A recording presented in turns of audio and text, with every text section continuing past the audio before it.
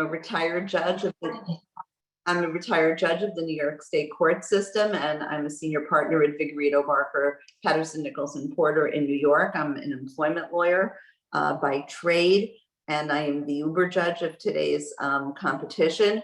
This is the short form presentation consisting of 10 minutes, and the instructions to the teams are as follows. You have been called back by the company you gave your full presentation to yesterday for a second round visit. They've asked you to speak only about the ethical issues, ethical aspects of the problem, and to explain why your solution successfully handles any ethical issues. You have 10 minutes. There will be no Q&A, aren't you lucky? And you may not use slides, videos, or any other aids. The instruction is you probably don't want to have more than 2 or 3 members of your team to do this. I'm going to ask the other judge who's present, Maria, to introduce herself. Hi, everyone. Good morning. My name is Maria Sonnen. I am an Uber judge in training. So Ruth is obviously much more experienced than I am in taking the lead on this, but I'm here to participate as well. I have participated in IBEC in various ways for quite a few years. And my day job is I'm the ethics program manager for BAE Systems, which is the defense and aerospace contractor, international contractor, and I'm based in New Hampshire. So nice to meet you all. Good luck. Okay, great. And so we're going to begin. We're going to do the 3 teams seriatim, no breaks in between. After we finish the 3, then we will give you a little bit of feedback in anticipation of your 90-second presentations. So we're going to begin with Marist. Is it Marist College or Marist University? Marist College. Okay. All right. You are ready to go, and the time is now 9:47.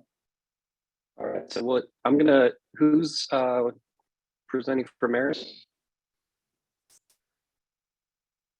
Max, okay, Max and Brian. Okay, so what I'm gonna do is I'm gonna move the rest of you out into the attendee room. When they wrap up, if you could use the raised hand button at the bottom, just so I know who to move in next. Ruth, are we gonna do Marist, St. Anselm, and then UMass? We are doing the order prescribed was Marist, UMass, and then St. Anselm. Okay. Okay, perfect. Okay. So yeah, just and you can mute the judges as well. You know how tough that is for me, but since we're not giving feedback until the end, we can remain muted. All right, perfect. All right, so hang tight. I'm going to move everybody but Max and Ryan out. Is that right? Did I get that right? Yes. Okay.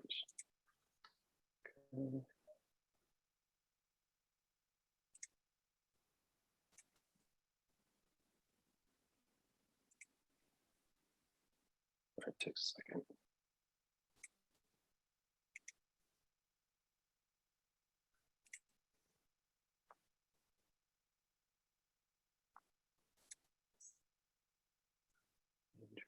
Andrea.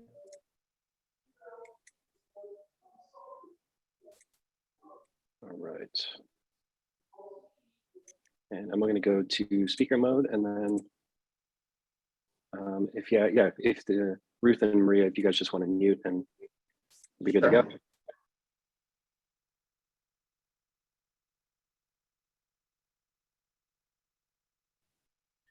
Good morning. My name is Max Lebrenz, and this morning we will be covering the ethical lapses of Amazon, breaking it down into 3 sections, specifically the treatment of employees, worker safety, and temporary employment. To start off, for the treatment of employees, I would like to discuss the turnover that Amazon has been experiencing. Turnover at Amazon is much higher than many other companies similar in size, with an annual turnover rate of roughly 150% for their warehouse and fulfillment center workers. There have been many complaints from the employees at Amazon's fulfillment centers, so this presentation will revolve around those specific employees at the warehouses and the fulfillment centers. In conversations with current and former executives and leaders in Seattle, there is a serious fear that Amazon will not have enough workers to be able to serve the customer demands that it foresees. And this is because Amazon has seen high turnover as a good thing, deliberately encouraging employees to leave the company. Amazon wants turnover. They are afraid of what they call a stagnant workforce, and what would be a march to mediocrity. Turnover at Amazon is built into the system. Amazon discovered what they thought was another inefficiency worth eliminating, which was hourly employees, most of the time part-time, who spent years working for the company. Amazon's theory was that they would expect raises, but at the same time became complacent over time and did not work as hard. What would happen was wages would increase while productivity declined. And their solution was to replace the workers before their productivity declined and pay increased.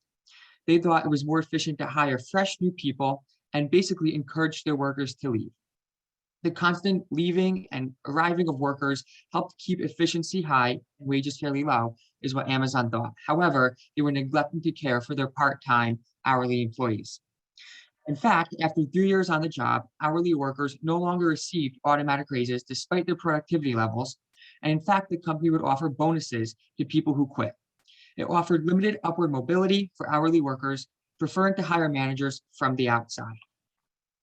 Another ethical issue we saw revolved around paychecks. An Oklahoma Amazon warehouse worker by the name of Tara Jones was a single mom with a baby. She wrote to Amazon explaining that her check was $90 short of what she was supposed to receive for her month's work. She was crying, behind on bills, and facing serious financial issues. In fact, for the last year and a half, including during periods of record profit, Amazon had been shortchanging specifically vulnerable people, such as single parents or new parents or patients dealing with medical crises. And this all stems from questionable payroll software, which has led to people with medical problems and other life crises being fired when the attendance software mistakenly marked them as no-shows, whether they had doctor appointments or other medical conditions. The doctor's notes would vanish into black holes in Amazon's databases with no record of them, and employees would struggle to reach their case managers or other HR professionals that they work for. Some of the calculations, specifically pay calculations at this Oklahoma facility, as well as other facilities, have been wrong for years. And it's known as many of 179 of the company's other warehouses besides a specific Oklahoma warehouse had potentially been affected by this questionable payroll software. The treatment of employees is paramount, and Amazon has been lacking in this regard. Workers allege that they're giving backbreaking tasks in the warehouse and fulfillment centers. They also vent their dismay over intrusive surveillance technologies, including automated tracking systems and cameras that monitor every move. Ultimately, it seems as though they work in fear. If they don't meet specific quotas, they'll be fired. And this has led to workers calling for a union. In fact, a union drive in Alabama was attempted, but ultimately did not succeed. Amazon tried to propose a solution in which they called working well. It offered employees wellness exercises, and they invested over $300 million into safety projects in 2021 for its workers. Part of this Working Well program was Amazon, which helped guide employees through mindfulness practices inside interactive kiosks in the warehouses and fulfillment centers. However, the rollout did not go as well, and the employees simply saw it as Amazon adding gas to a burning fire within the warehouse fulfillment centers. Workers at Amazon warehouses across the nation have long complained about the grueling working conditions and Amazon's lack of transparency and their lack to fix the problems in a timely fashion. They say they have too many bathroom breaks, which are all time, excessive productivity goals, and an unsafe working environment. The pandemic, they claimed, only increased these problems as more people turned to delivery. In fact, one warehouse last year had an ambulance called over 115 times due to the working conditions that the employees were facing. In 2019, Amazon workers protested working conditions, walking out, claiming inhumane conditions on Amazon Prime Day, showing that while the pandemic has added to this problem, it has not started the problem. This problem has been around since before the pandemic, into the pandemic, and now following the pandemic. It is important that Amazon takes care of their employees in an ethical fashion because today's customers can be tomorrow's employees. Amazon has responded with regard to the treatment of their employees, specifically during COVID, saying that these accusations are simply unfounded. They believe they have taken extreme measures to help keep people safe, tripling down on deep cleaning, supplying safety supplies, and changing processes to ensure that those in their buildings are kept safe distances. They've also raised pay by $2 an hour for a certain time period. However, that has stopped. I will now turn it over to Brian to conclude our ethical analysis. So having already touched on worker safety and worker treatment, the next thing that we want to focus on that Amazon struggles with in regard to its employment policies is temporary employment.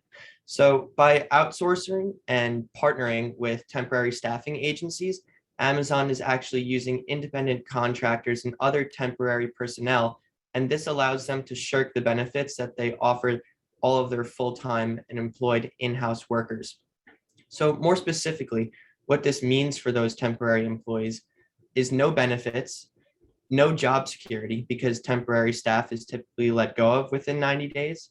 Additionally, these temporary workers are often treated differently despite the fact that they have identical tasks as Amazon workers hired in-house. They work in the same facilities, they have the same supervisors, and the list goes on. On top of that, unionization efforts for these temporary workers are undercut because there's a constantly changing workforce. And it should be noted that many part-time employees are promised full-time positions, but even if they are hired to a full-time job, that staff eventually is let go of within a few months. So looking for a point of comparison or reference and someone else that we can look to, for example, we arrived at Walmart, who has also been scrutinized for executing the same temporary employment tactics that Amazon utilizes. This has been going on for a long time. In fact, Walmart has been getting flack for it for even longer probably, but more recently they've turned over a new leaf. And as of January this year, 740,000 of Walmart's 1.2 million hourly store workers are actually employed full-time, and this is up 53% from 5 years ago. So this doesn't only mean greater job stability and better benefits for a greater number of Walmart employees, but Walmart themselves have actually touted that this allows them to attract and retain top talent that they otherwise wouldn't have. And while Walmart still has ways to go on this issue, their efforts prove that corporations of this size can always work to do better for employees while maintaining the operational excellence that they've built their business on. Shifting focus to Amazon's mission statement, it states that they strive to offer customers the lowest possible prices, the best available selection, and the utmost convenience. And while this rings true to their model of satisfying customers, the only responsibility it has is to creating transactions and fulfilling the bottom line. There's no responsibility to the workers who make their business possible. Based on our analysis and in our opinion, the best way to address these issues is through the adoption of a human capital focused operation policy. And this can be implemented through the development of a triple bottom line strategy. And then a new and revised mission statement that incorporates this policy is a good way to tie things together. So again, looking to someone else, for example, we arrived at Starbucks and their triple bottom line strategy. They create business value with a framework that identifies responsibilities not only to the financials of the corporation, but also to society and the environment. They place an emphasis on purchasing coffee that's harvested under humane conditions and in a sustainable manner, and they offer comprehensive benefits for all of their employees. So from farm to table, they're taking care of everyone. That leaves us at our revised mission statement, and Amazon will now state that they strive to offer customers the lowest possible prices, the best available selection, and the utmost convenience, allowing communities to live better because, like Max said, today's customers could be tomorrow's workers. Thank you.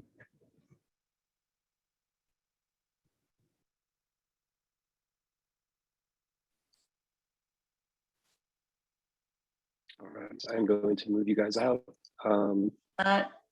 Okay. Almost there. Okay, I'm back. Thank you. Okay, you're back. Okay, and we are ready for you. So you can begin now. Okay, if the time's already started. So hello, everybody. We're so excited to be back to be able to talk to OpenState. And a big question that we asked ourselves when we went into this, it was, what is the most ethical approach that OpenSea can take to both establish trust amongst its consumers and travel an ethical path to grow the NFT marketplace? And so let's go back a little bit. NFTs, non-fungible tokens, every single one has a unique identification code.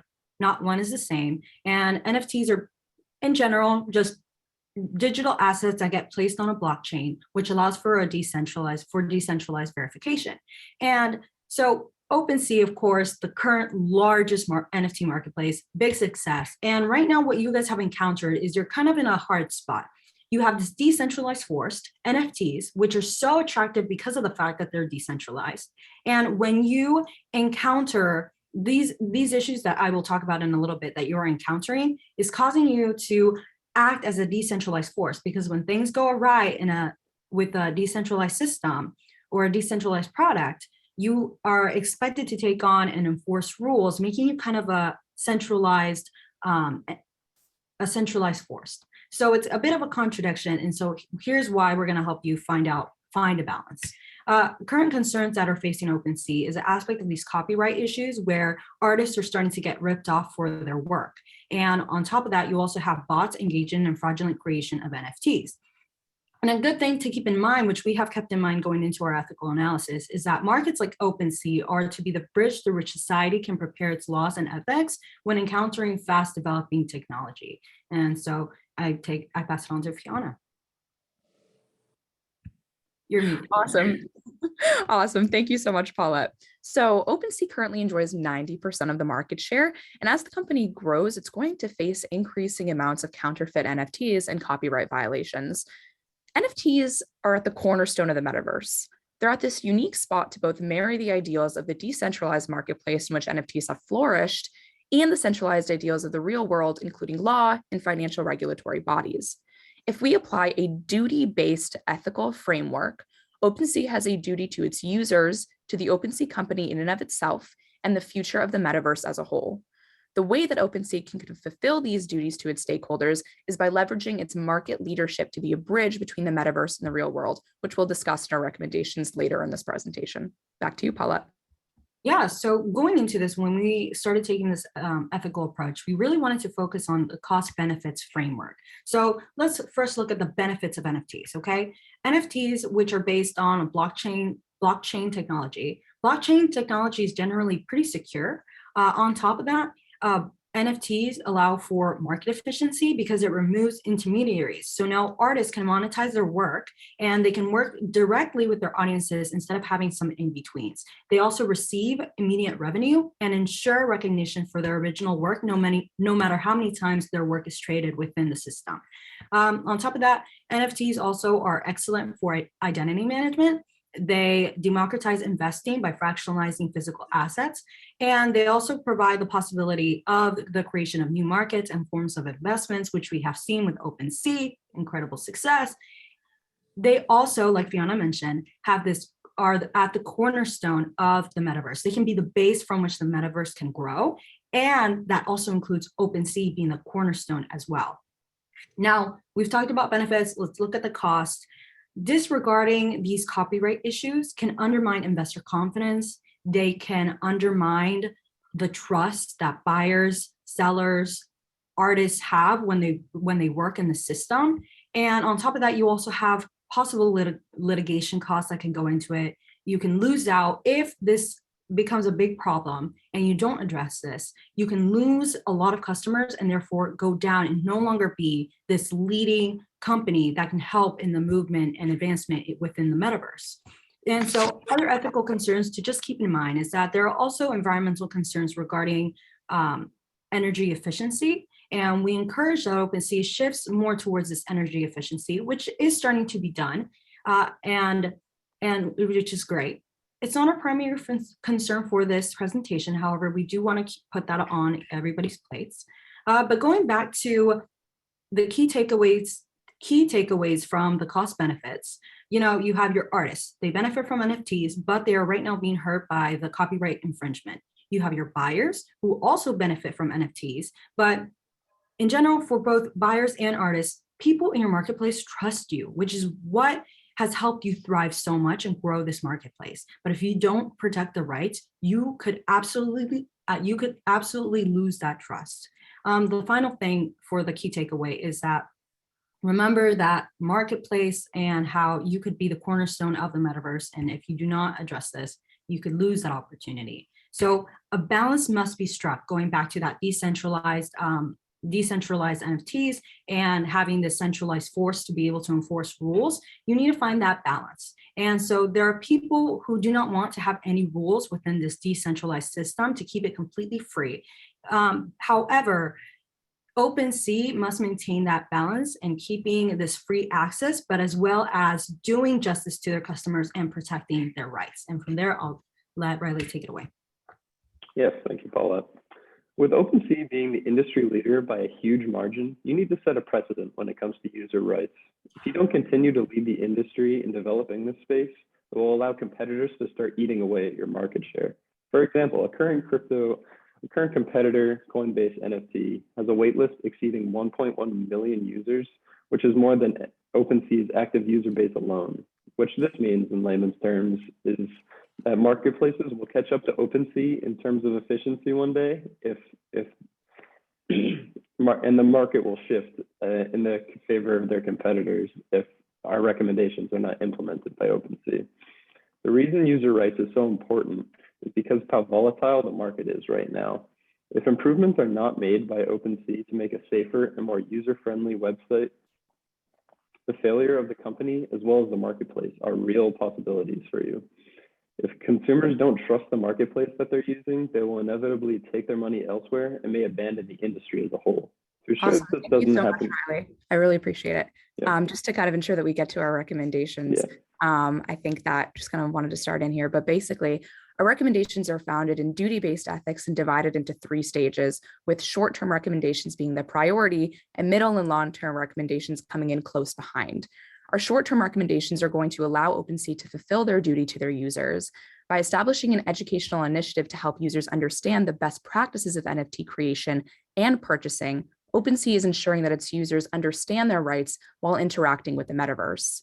In creating nudge questions, OpenSea will incorporate specific questions into the upload and purchasing processes of NFTs on their site to ensure an understanding amongst users of the risk of this investment, specifically in regards to copyright violations and the fines that may result from intellectual property infringement. In addition, there will also be nudge questions to help users grasp that there might be potential financial regulations and value volatility associated with NFTs. The incorporation and cost of these measures to protect and educate consumers will lead to a safer metaverse for all users who OpenSea has a duty to protect in the first place as a market leader. Our middle-term recommendations allow OpenSea to fulfill their duty to their company.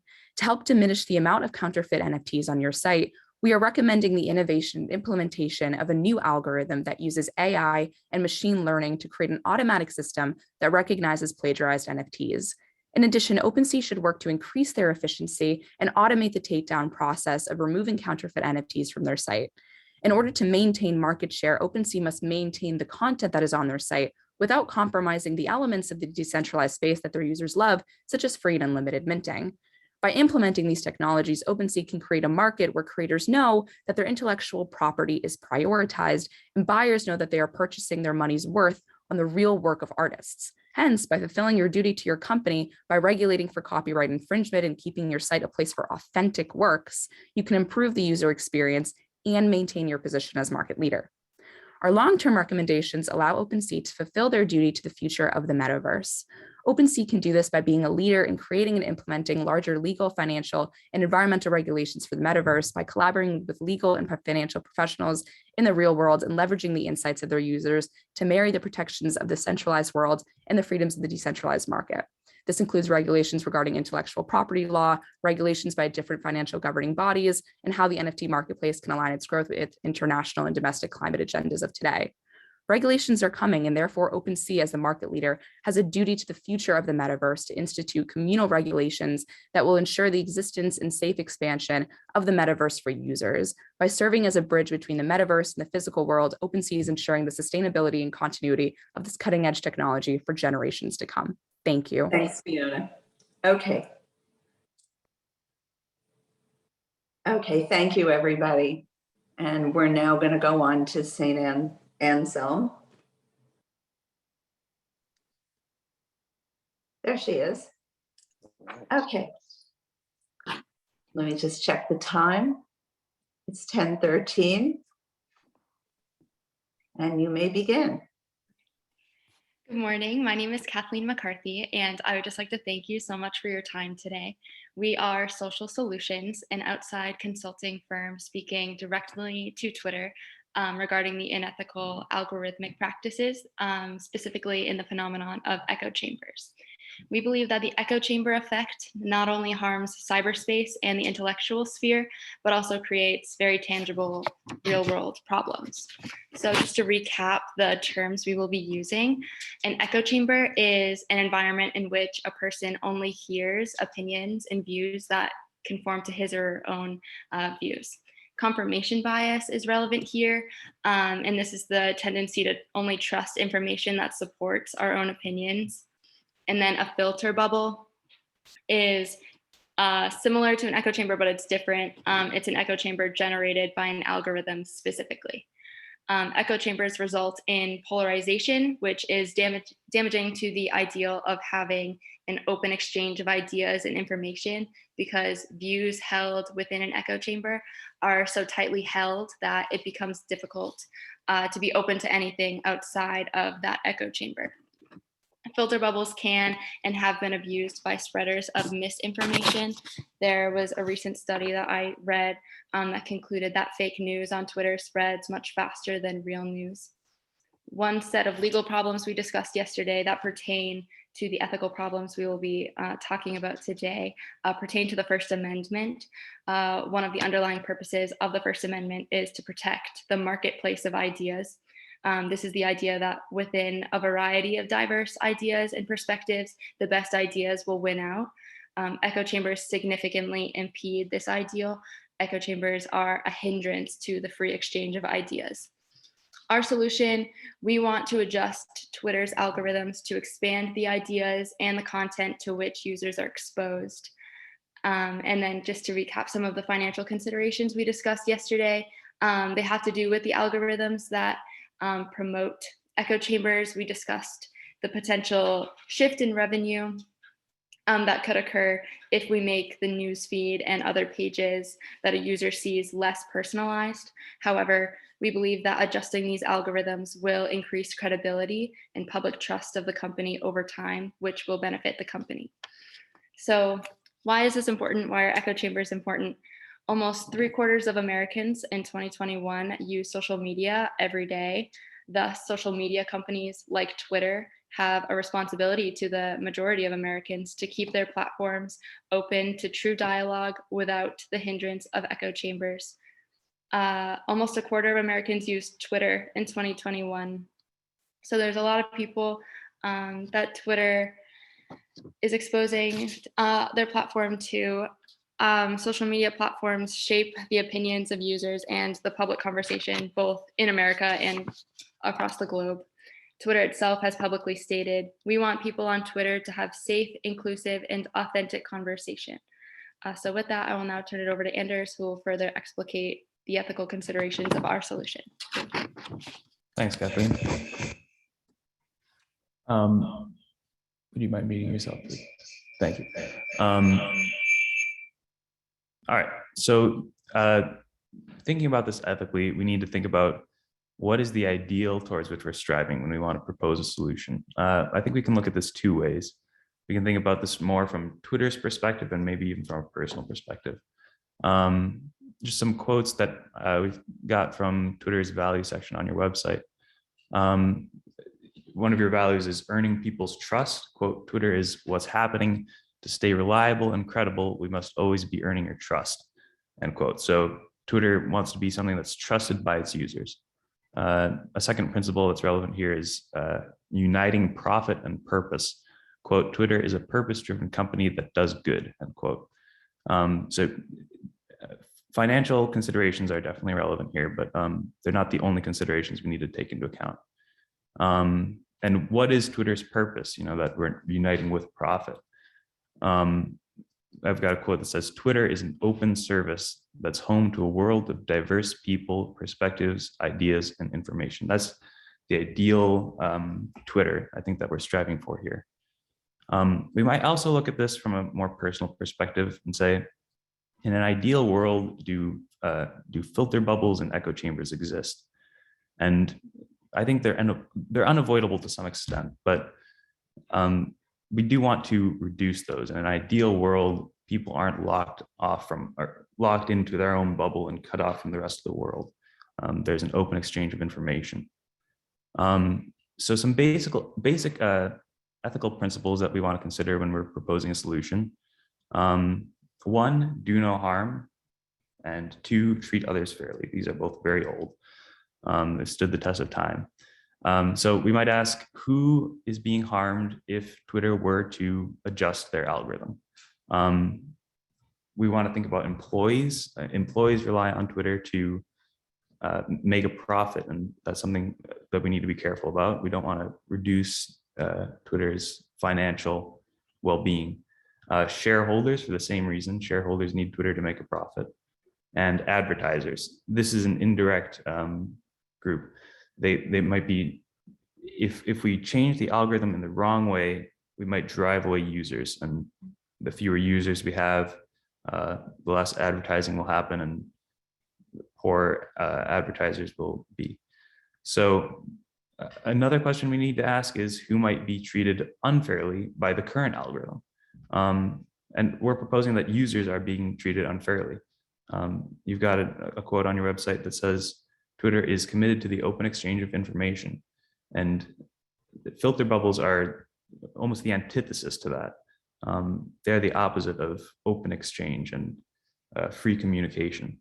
So you've promised this to your users, and this isn't something that they're really getting in its entirety. So users are not being treated perfectly fairly here. So we need a solution that satisfies both of these considerations, both do no harm and treat others fairly, and these two groups of people. Our solution is twofold. One is we need to disclose more. You've got some stuff about echo chambers and their effects in your terms of service, but normal people, as we mentioned yesterday, don't really read the terms of service. This isn't something that people spend a lot of time doing. So, being more public about echo chambers and their effects, telling your users, hey, this is a problem on our platform. This is something that you should try to avoid. Try to expose yourself to opposing viewpoints, or just, try to broaden your horizons on Twitter, because that's not something that we're doing for you. That could go a long way, and that helps with treating users more fairly. And what's nice about this solution is that there's really no cost for Twitter at all. You're just telling your users that there's more out there, and there's no cost for employees, shareholders, or advertisers. So that's our first recommendation. Our second recommendation is a little more difficult, but I think it's just as necessary.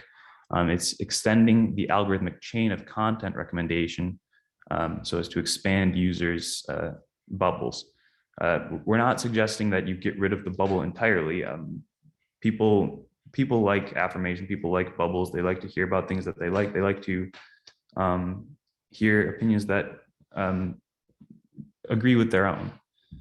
So we don't want to get rid of that. What we want to do is say, instead of just recommending content from people that that a user follows, or people that person follows, right? We want to extend this chain, further and further, slowly and gradually over time, but we want to extend the bubble that people are in. And I think that'll definitely help with solving the problem. This treats users more fairly according to Twitter's own principles, and it doesn't harm Twitter's financial state, nor does it affect advertising effectiveness, because advertising uses a separate algorithm, as we said yesterday. So we want to recognize that ideals are never fully realized. That's what makes something an ideal, right? It's not really fully attainable, but there's something towards which we strive. So the closer we are to attaining this ideal, the better, whether or not we'll ever get there, right? And our solution, we believe, really does bring Twitter closer to attaining the ideal that they've set for themselves, open exchange of information. And we really believe that this will result in long-term success. Thank you.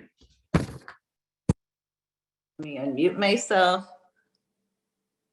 And Michael, if you can get everybody back on the screen, that would be wonderful. It's going to be fantastic. So let me just go team by team, and then Maria will do the same thing. You guys from Marist, out of 10 minutes, you spend 8 minutes laying out facts. And they're pretty basic facts. Amazon is a predatory employer. I should tell you I'm an employment lawyer, and my son was a senior product manager at Amazon for 7 years and has since left for a startup. But honestly, and by the way, the union has been voted in New York. It's the first Amazon union approved, and I think there are 2 more that are pending right now. Amazon is apparently appealing that unionization process in New York to the NLRB as of this week.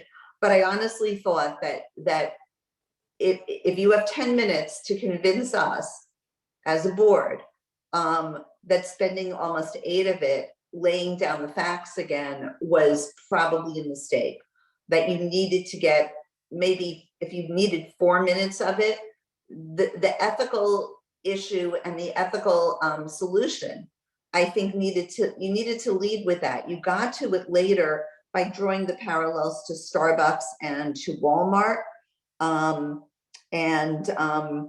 And interestingly enough, and I think all 3 teams actually did this in different ways. When you refer to the a capital focused operational policy, revising the mission statement, I think all 3 of you, to a certain extent, buried the lead, right? That came 9 minutes into a presentation. That should have been right at the top. Tell me what you want to do. Now explain to me why you're going to do it. So I'm listening to all this background, and for me, it's a field I know a lot about. But that lead came, and I was like, yes, now they're giving me a solution. But I would have wanted the whole presentation framed in terms of that solution, and here's why and what's leading up to it, as opposed to hearing it in minute 9. So honestly, it's like, if I took your flashcards, I want to reorganize them. And I think I could say that about all 3. So it's not just limited to Marist. The University of Massachusetts. Fiona, I'm assuming that you're going to be the presenter this afternoon? No, actually, we have another member of our team who's a senior. So we want to give him the opportunity. Okay. Yeah. Because I thought that your presentation was terrific. And when you got to the issue of duty-based ethics, the educational initiatives, the solutions, again, I would have loved to see that spelled out in the first minute. This is where we're going. This is the issue that got presented very nicely by Paulette.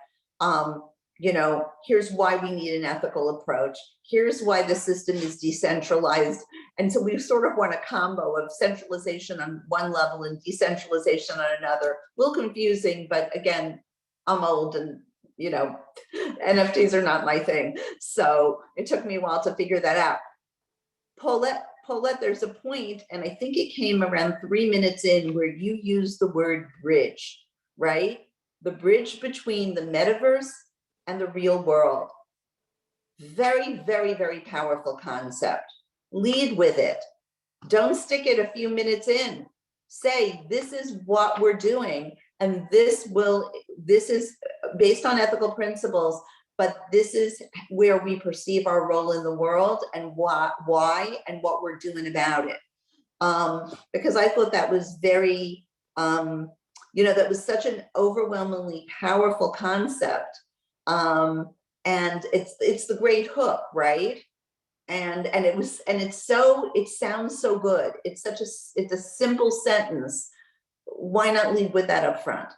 And the same thing, St. Anselm's, you get to a point in the conversation where you talked about safe and inclusive conversation, right? Merging, uniting profit and purpose, I believe, right? That came, came in Anders' section of it. Again, that was around 5-6 minutes in. And there it was. And it was so strong.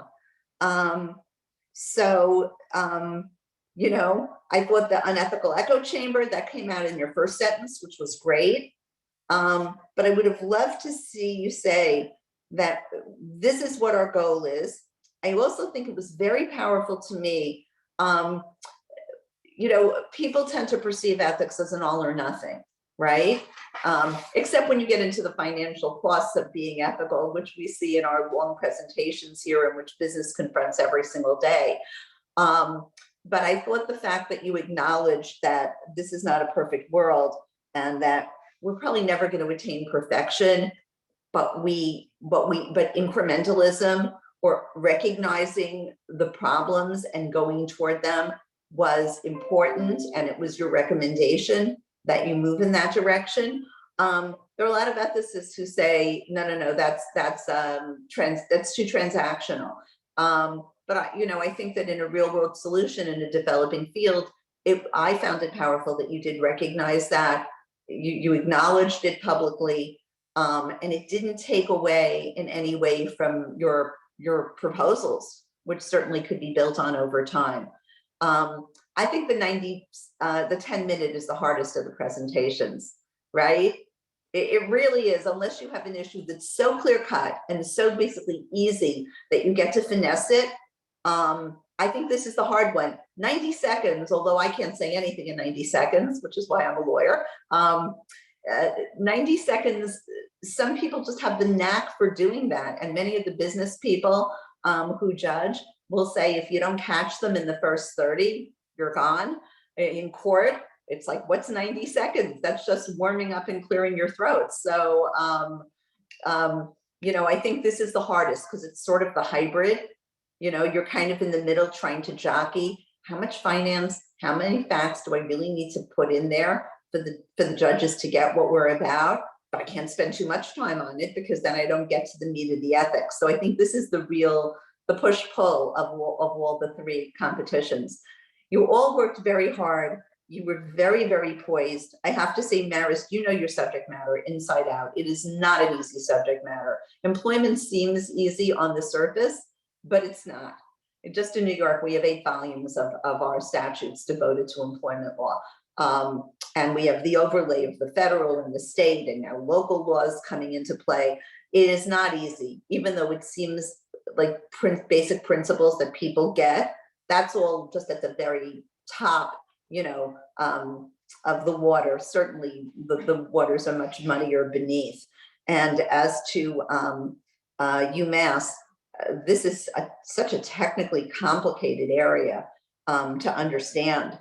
I give you all tremendous credit for what you did. I thought you divided things up very well among the three of you. Anyway, so Maria, anything you want to add to that? Yeah, no, thank you, Ruth. I agree with everything Ruth said, of course. And I also want to commend all of you on your presentation skills. I know the 10 minutes is really hard, right? There's no PowerPoint, and you have a very short amount of time to introduce and discuss the topic, the solution, and the ethical issues. So that's really tough. And I think especially for UMass and St. Anselm, your issues are technically very challenging, sometimes even to understand what the issues are. So good job on for all of you. You all did fabulous. A few just kind of feedbacks, and I'll just start with the Maris team. I felt I didn't feel as much that you were addressing us as the board of directors, right, which was our CEO or whatever we were supposed to be. There, I didn't hear as much of the use of you, right? Like you, the board, need to do X, Y, Z. It was more Amazon needs to do X, Y, Z. So you could have made it a little bit more personalized. I liked that you brought in the story of the single mom, right? It humanizes it. It makes people kind of understand, like, okay, this is why we should care about it. And I liked the comparison to other companies. I thought that was good. In terms of the kind of solution with the mission statement, maybe a little bit more beyond just adoption of a mission statement. How would you actually put that into actual effect, right? So what are some of the things that the company could put in place or do in a concrete way to actually see the change and ensure that takes place? I've worked at a lot of companies. We all have mission statements, and it takes a lot more than just words on paper. So UMass, very complicated topic. I think that it took me a few minutes just to even understand, like, wait, what are we talking about? And I didn't have the benefit of seeing your 30 minutes, which I'm sure would have helped me clear up a lot of that. I think just in terms of feedback, you guys did a great job personalizing, making it about the company, and you said you quite a few times. I like that you mentioned the duty-based ethical framework.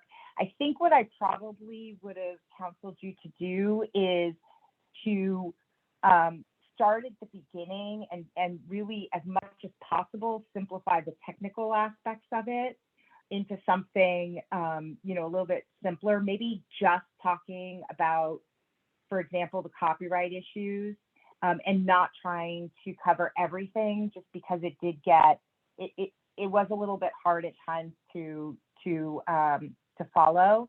But again, very difficult topic. St. Anselm's, I like that you started off at the beginning with definitions of the words that you were saying and your problem statement. I agree with Ruth that, kind of bringing in the ethics earlier probably would have been a little bit more powerful.